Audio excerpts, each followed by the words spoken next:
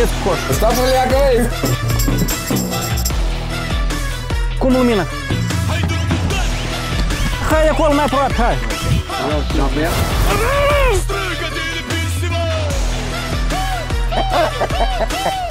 Dar mergeți după mine. Doamne ajută, Doamne ajută! Ce bine s-a păstrat grota asta voastră!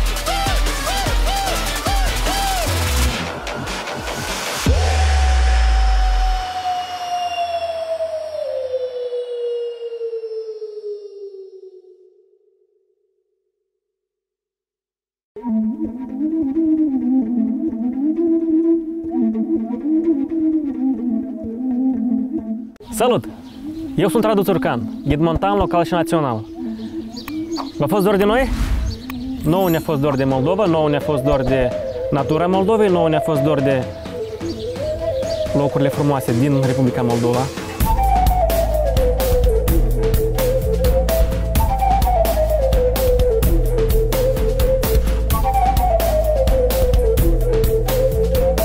Ne aflăm acum la Pădurea Domnească, raionul Glodeni. Dar noi nu suntem singuri în acest loc mirific. Am venit în ospăție la lupi. Suntem în căutarea lupilor. Se aude? Lupul sau ciocărlia? Nu. Hai cu mine.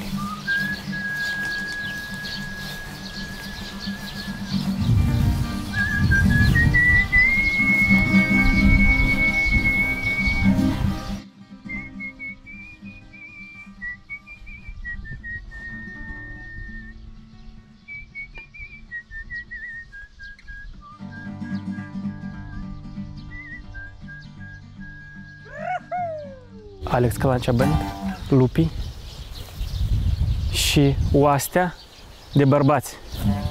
De lupi! Haita de lupi! Haita de lupi! Da, da, da!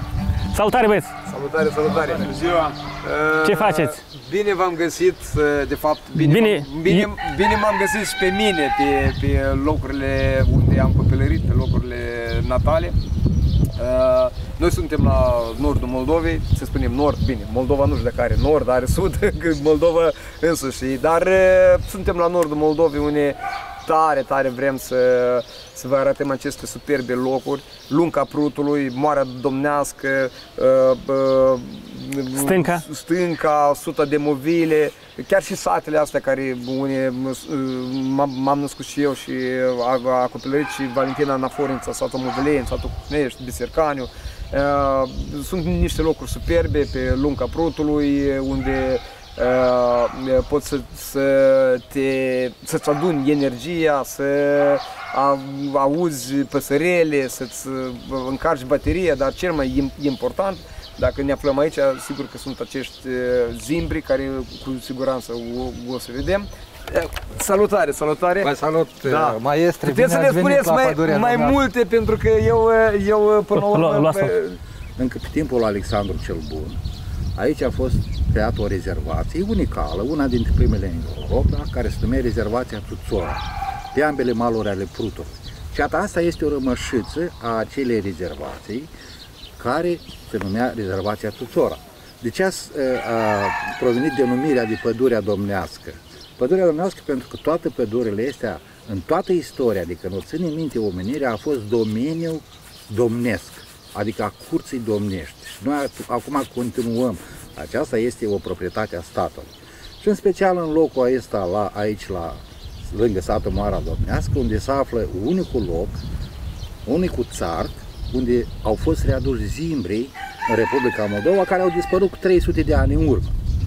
Și vreau să spun că noi acum, împreună cu dumneavoastră, asistăm la un fenomen. Când haita de lupi a lui Alex Calancea n-a venit să ne sfâșie zimbrii, dar a venit să-i cânte și eu sper că să-i promoveze. Eu sper că o să aveți un cântec, măcar un cuvânt cu zimbru de la Pădurea Domnească. O să facem și, apropo, aici deja se face a doua ediție de un mini-festival care cu timpul neapărat o să creștem într-un festival mare, pentru că locurile sunt superbe și atâta lume talentată e împrejur. Muzica se completează natura, sau invers. natura să devină o inspirație pentru muzică. Dacă acum facem o pauză, Da. asta e cea mai perfectă muzică. Corect. Păsări, Corect. vânt, Corect. foșne de iarbă. Noi o să încercăm totuși aici să găsim o acustică bună, poate sub un stejar și să încercăm Păi și o să să mergem cântăm. chiar acolo unde noi planificăm să facem scena.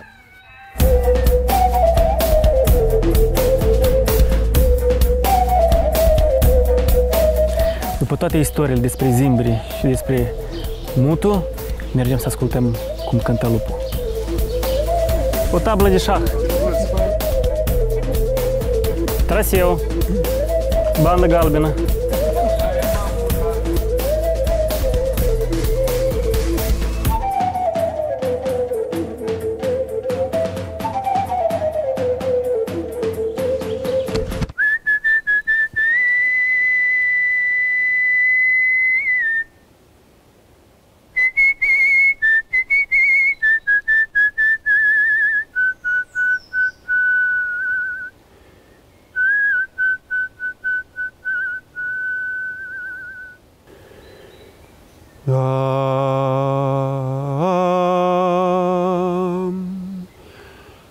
Am pe lume un mare dor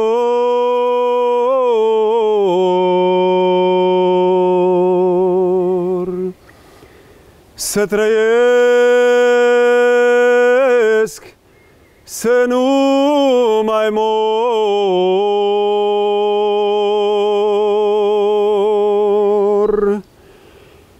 Au, Ioane, Ioane, culcă-mă și mă adoarme.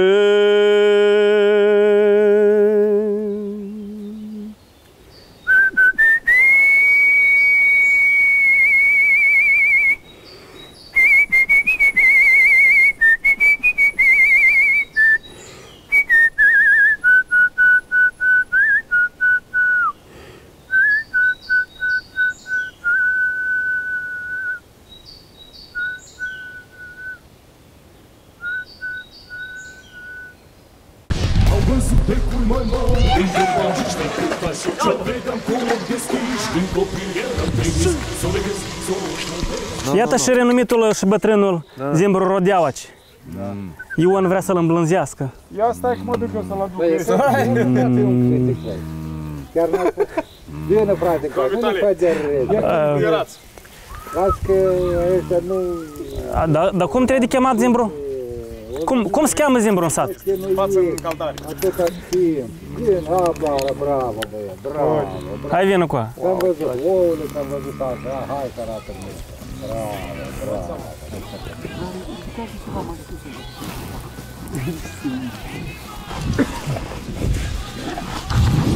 Bovinele de la nivel mai mic, mai mari. Da, pe asta e de tot sistem, știi? Bravo, ți-a plăcut Zimbru? Da, foarte tare, mi-a plăcut. Și niciodată nu trec. Câte kilograme are asta, știi? Dar nu admit. Da, are vreo toană și ceva, da? Are cât o toană? Este o tonă. Îți dă seama, este tonă, el doar iarbă. Carne, nu ca omul sau nu știu ce. Uite ce... Trebuie să ne lăsăm de carne, mai spune. Unica ce administrăm iarna, îi administrăm morcov. Am văzut Zimbri. Am admirat natura. Am văzut lupi, am pădure. Da. Am ascultat muzică.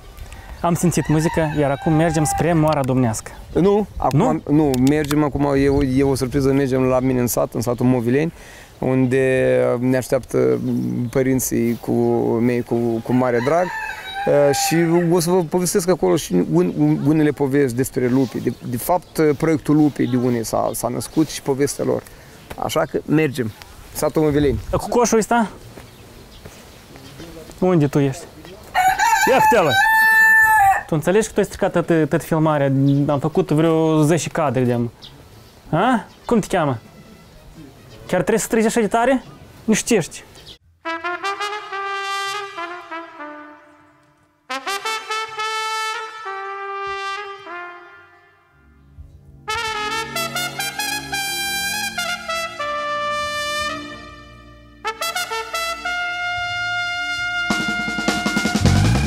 Bine v-am găsit, bună ziua! Cea mai interesantă fază, eu mereu când vin, tata știe, când plec și când vin. Vin aici e fața casă și la mine deodată mă duc după casă pentru că acolo priveliștea, mai ales de acolo unde a trăit tata, unde o să mergem pe urmă și o să povestească el despre povestea lupilor. O să mai spui o dată. Acum haideți să vă arăt priveliștea din partea asta. Știi ce spate, da? N-ai, pui, n-ai, hei, ăsta e fratele. Iuri. Bună ziua! Bună ziua! Salut! Ce faci? Da, și fac numai de montare treaba. Hai, poftim? Wow! Și aici e în partea asta, unde când eram copil, în toată... Bine, hai să nu spun toată dimineața, da? Peste o zi, dimineața și seara până la păduri, alergam înapoi. Acolo pe malul bălții ăstea a trăit taică-meu și când am venit prutul i-a dărâmat casa. Aici era poveste. Da. Păi aici probabil o să fie și a doua ediție a festivalului care l-am dat trecut să numesc Cucnești Artfest, acum o să numesc Mobilien Artfest. Nu știu scena, oare aici, oare la carierele alea.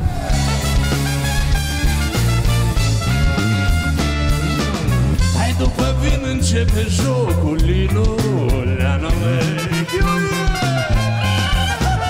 E fără mare cu tot focul Linuleanu mei. Că tu te moldovenești, măi, Linuleanu mei. Haideți la masă, haideți să mâncăm, că aici se gătește gustos din cât știu eu.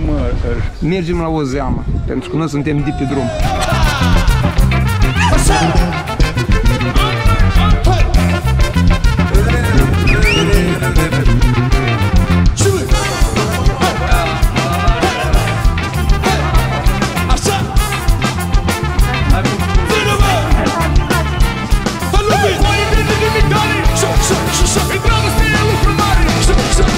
Stați-o leagă, băi! Pădurea domnească, zâmbrăria, tot chestia asta noi am copilărit și pentru noi, sigur că e, pentru mine asta am văzut-o des, dar eu când vin acasă, cel mai important și când o sun pe mama pe drum, îi spun că mama, pentru o zamă, pentru că zama mamei e cea mai bună din lume. Eu am mâncat zame, am mâncat în toată lumea, bine, cu toate că se face numai pe spațiu românesc, dar cum o face mama și peștele de pe bălțile astea și mămăliga de la făină, de la moară făcută de tata. Îi mulțumesc lui Dumnezeu pentru copilăria mea, pentru așa părinți, pentru că am surori, am frați superbi și rog să-ți părinții cât mai mult sănătoși. La mulți ani! La mulți ani! La mulți ani și mulți ani!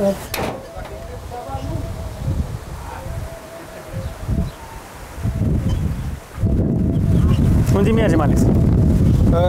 Mergem unde a copilărit taică-meu și unde a avut el casa, însă din păcate cândva aici se retrăgea prutul și era tot apă și i-a dărâmat casa, însă locul ăla pentru mine e special, chiar spuneam că o să fac un concert mare, să duc o scenă acolo și mergem să vă arăt acel loc și să vă mai spun o poveste despre lucru.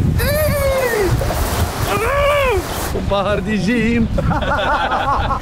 Am văzut becuri mai mari dintr-o pajiște cu cași Ce-o vedeam cu ochi deschiși când copil eram trimis S-o vegheți, s-o crotesc, de cele să-i izgonesc S-o vegheți, s-o crotesc, plei de cele să-i izgonesc M-am văzut un călător, mare om de viitor Călăreț, fără apus, fără frică, foarte sus Se schimbă mi-a propus și așa la drum m-am dus Cam aici era casa sau mai încolo de unii era? Unul fost ca unde ședem noi. Una aici? Și una acolo. Și când a venit prutul, a intrat așa pe poartă. Când a venit, eu am scos din casă tot, am dus acolo pe dâmp și am uitat să încui ușa și m-am dus să încui ușa. Numai decât trebuie de încuiet ușa, dacă vine prutul. Nu intră. Da, că vine și vine apă. Da, eu știu, eu o leagă așa că e... Istoria totuși e... Aud huiende, dar să de la bisericani. Când m-am dat jos de prag, așa păreți pe măs. Aș mă strâns în păreți. Da, vinea cu vuit. Strâns în păreți. Acelea nu. Aici vinea și o fost veitura, dar aici dimineața la ora 5, aceea de acolo părețul rămas și rupt în două. Și 15 minute, aia s-a într-un corn. Viitorul de apă a fost de aici și au muiat, așa în cornul ăsta. Cea mai interesantă poveste că aici unde trăim noi mai în deal, un lup turbat a venit din pădure și el s-a luptat omul din sat, lupul l-a mușcat, ăsta a omorât lupul, din păcate a murit și omul pentru că în sat așa e decedați, îi țin 3 zile. Toate aceste 3 zile, toate noaptea, lupii ieșeau și s-auzeau din sat. Lumea cam se temea să iasă pe afară. E o poveste care reală, foarte reală. Așa că lupii cam de aici s-au născut. Foarte și aia. Băi, pe jos! Dar mergeți după mine. Mergem după Alex. Dar unde mergem? Mergem la Grota Buteș, dar trebuie să luăm un ghid. Vitale, hai eu apăs, dă-ți pe ca poliție, hai. Давай, stai. Hai, vină încoace. Stai cum cade niște bureani. Mi s-a oprit rața așa. Hai.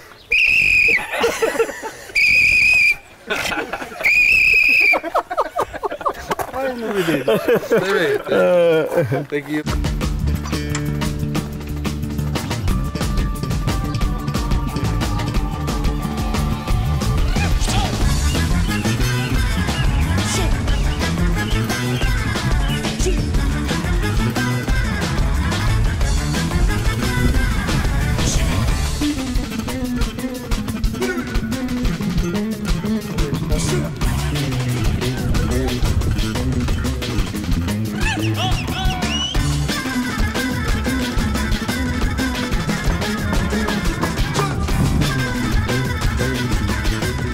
Ce faci, meștere? Salut! Bună ziua! Ăsta este sculptorul Republicii Moldova. Eu nu spun că ea Cuhneștiului, mândria Cuhneștiului este Alexei Vidrașcu, un băiat extraordinar, un artist superb, care noi împreună am făcut aici un festival. De fapt, la acel festival care scena era chiar aici, s-a și născut proiectul Lupii. Bine te-am găsit! Bine ați venit! Vă invit să intrăm în parc, să vă fac o mică excursie cu... Ăsta e parc, nu e casă. Așa că... Atelier. Eu îl numesc atelier, parc, toate astea. Super!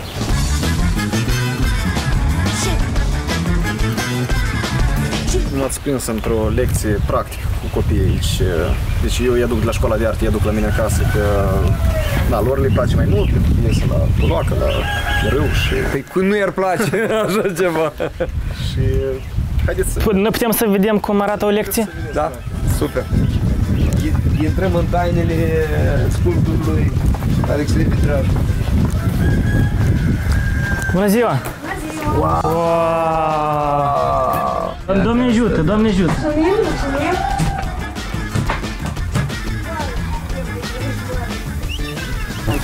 Abia aștept să gustăm. Abia aștept să gustăm plăcințelele.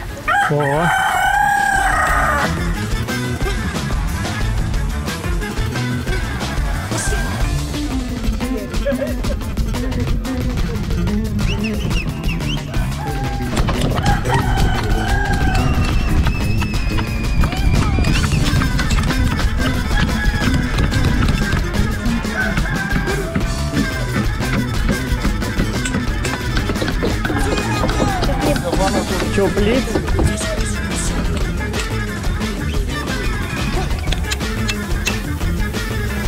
Păi, m-am întors aici în sat prin 2015, după ce am absolvit facultatea și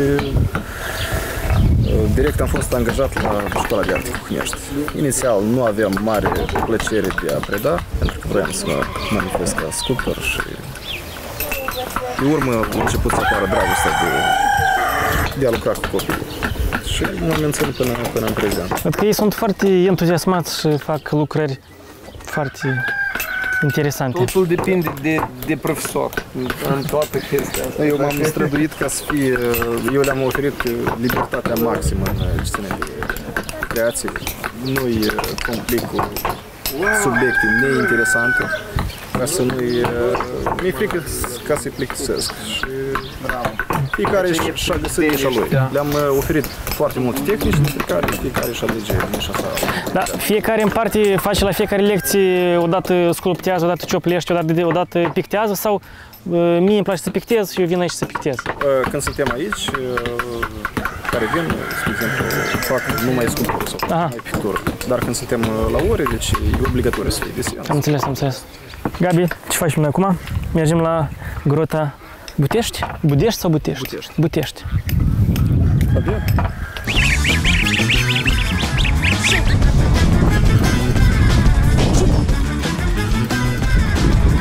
Dacă sunteți în zonă, neapărat trebuie să vizitați atelierul lui Alexei Vidrașco și cu siguranță că o și să procurați ceva, pentru că Alexei e un superb sculptor care ne încântă mereu. Exagerați. Da. Mergem la Butești.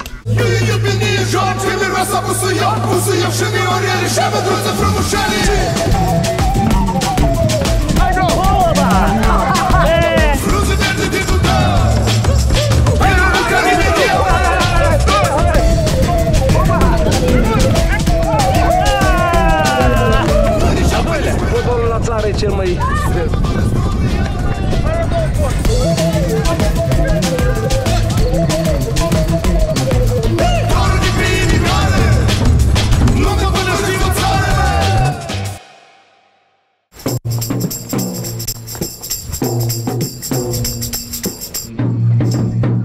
Priniți cum vă stăreți? Prinim!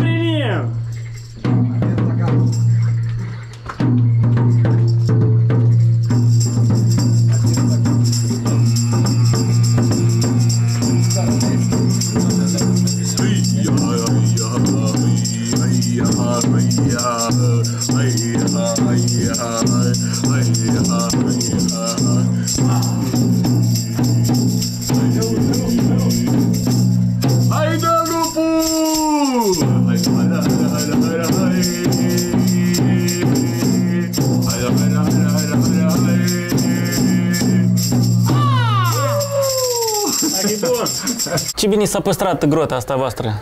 E făcută bine? Da. Calitativ. Conservată. Calitativ s-a conservat. Oamenii din preistorie. Deci au locuit, se vede urmele de la foc, cum vedeau ei, mamuții sau ce găseau ei pe ce vânau.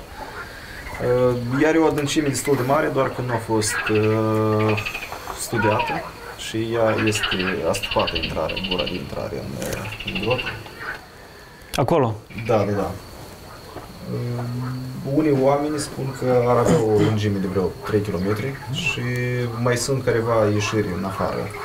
Tot ceva localnici de aici spuneau că cândva s-a băgat un om, era ceva bețiv și a ieșit peste câteva zile, dar n-a ieșit de aici, a ieșit pentru alt spațiu. Undeva, de prin 1600 apar ceva documente de când a fost adresată. Și acum e un loc foarte bun pentru concerte. Da. Și, apropo, aici a fost un concert organizat cu ceva. Aici înăuntru? Mi se pare că chiar jos. Domnul Țărigrațchi cu Adrian Steață a organizat un concert, un festival prin 2000 și ceva, 2007, 2005, nu știu. Înăuntru Burcica are o acustică specială și o aură destul de așa tribală. Da. Adică deci, chiar am o idee, poate să aduc un studio portabil și să fac unele track-uri să înregistrez vocea aici, pentru că într-adevăr, după cum spune și Alex, toate lucrurile astea istorice, ele au o încărcătură specială. E ca un amfiteatru mic, ca un studio cu scenă, aici oamenii stau. De fapt, ar fi bine să cântăm ceva cu poate cu lupii.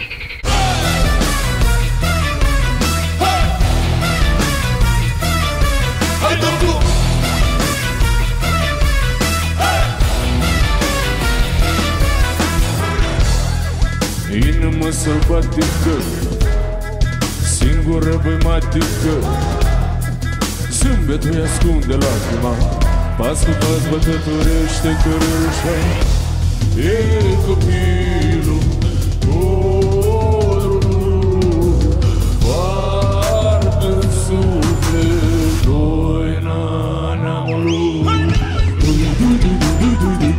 curajul lui taică.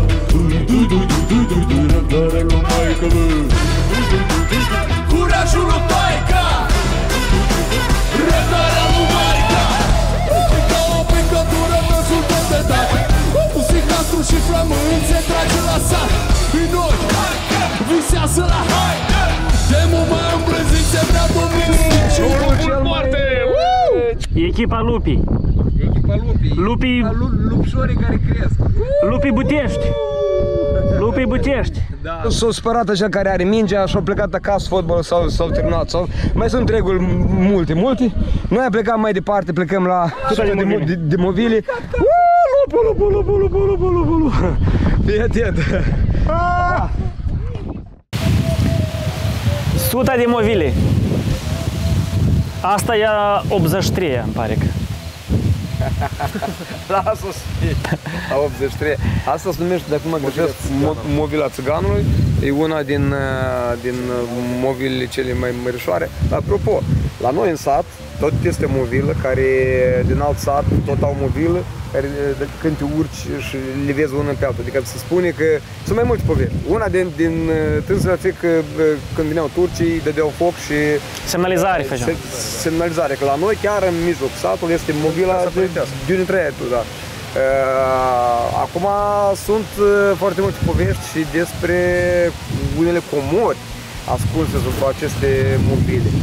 Poate Alex ne povestește mai mult, că eu. La noi în țară sunt foarte mulți curgani de tipul ăsta și care unele din ele au fost săpate din nevoia de... Spre exemplu, la Cimișlinia, cu 2 ani în urmă, s-au făcut careva săpături, nivelau pentru un traseu pe un drum și au găsit careva oasă, pe care au adus o echipă de arheologi și au găsit cum erau mormântați în forma soare și careva foarte puține obiecte. Se vede că e foarte veche, nu știu, era de ca și cu grota. Toată lumea este foarte curios. Ea are 3 km, dar am stăpat-o. Și așa și Olas, așa și comorile. Haideți să destupăm grota, să scoatem comorile și să ridicăm Moldova. Hai să ridicăm mai întâi, mai de Moivila.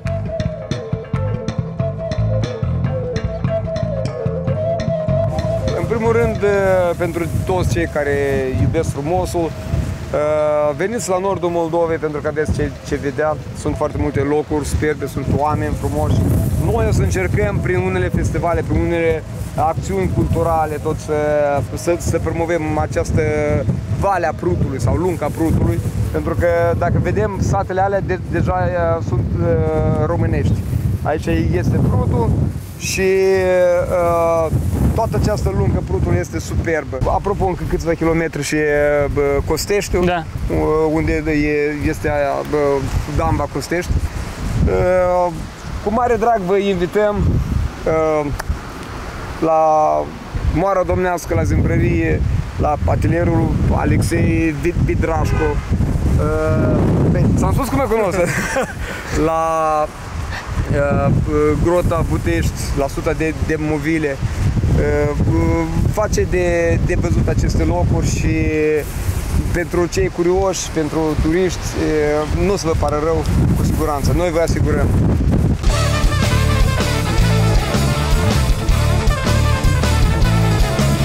Noi așa cu surpriză.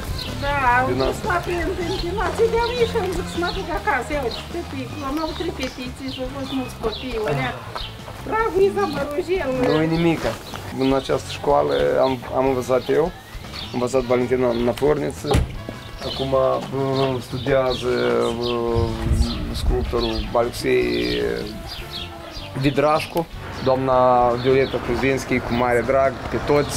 I-a crescut ca pe a ei. După cum vedeți, un director adevărat intră primul și iese ultimul. Ce se fac cum sunt bujorii, vremea trece, vremea vine și nu se oprește pe la tine. Când s-a pus să pună cortul, multă jale a fost în țară. Stai, nu uite așa. Deschidem sezonul.